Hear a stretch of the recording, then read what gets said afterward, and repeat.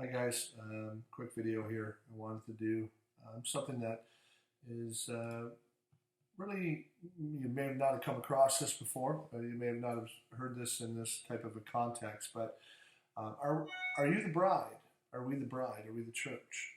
Um, and what kind of characteristics is Christ looking for in us? I want to take everybody to Proverbs 31, 10 through 31. Proverbs 31, 10 through 31. This is where you're going to see the characteristics of the bride. You're going to see who Christ is looking for. And we're going to read it, and it's very, very, very insightful, and one that you can study on your own and see the parallel between this in Proverbs to the actual spirituality of what Christ is looking for. Proverbs 31, 10 through 31. Who can find a virtuous woman? For her price is far above rubies. The heart of her husband doth safely trust in her, so that he shall have no need of spoil. She will do him good and not evil all the days of her life. Are we doing this for Christ?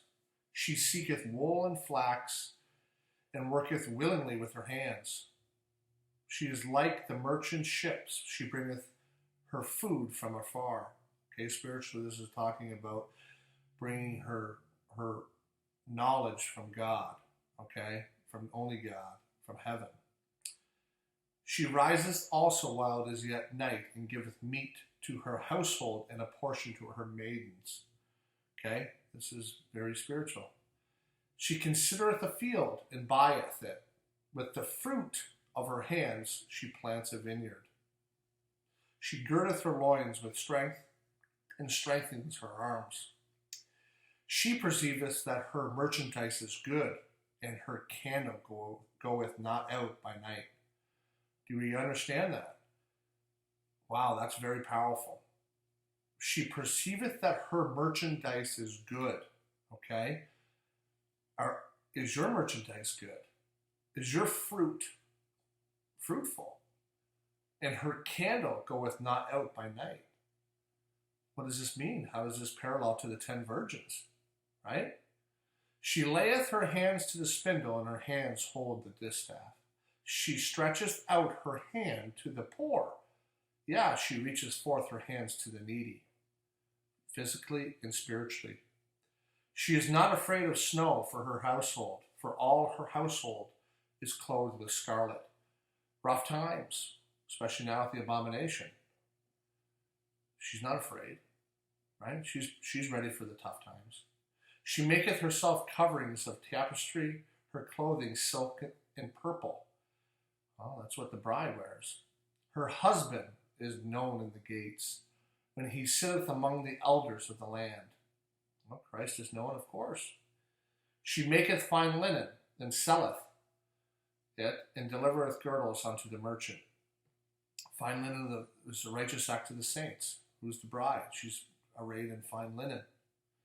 Strength and honor are her clothing, and she shall rejoice in the time to come.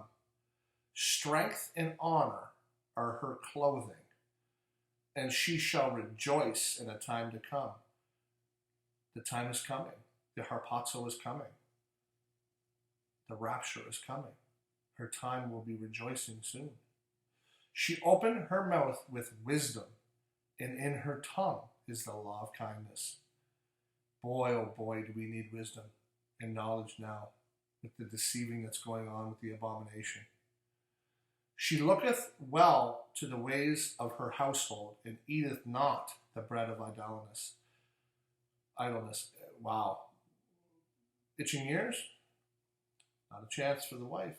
Not a chance for the bride. Her children rise up, and they call her blessed.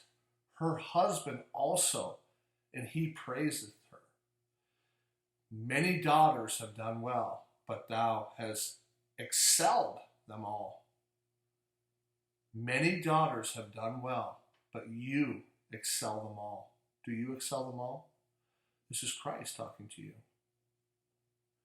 Favor is deceitful, and beauty is vain. But a woman that feareth the Lord, she shall be praised. Do you fear the Lord? Fear of the Lord is the beginning of knowledge. Give her of the fruit of her hands, and let her own works praise her in the gates. Give her the fruit of her hands, and let her own works praise her in the gates. What gates? What gates, guys? Anyway, I thought that would be, something that you can glean from. Proverbs 31, 10 through 31. The makeup or the character of the church or the bride. God bless. Amen.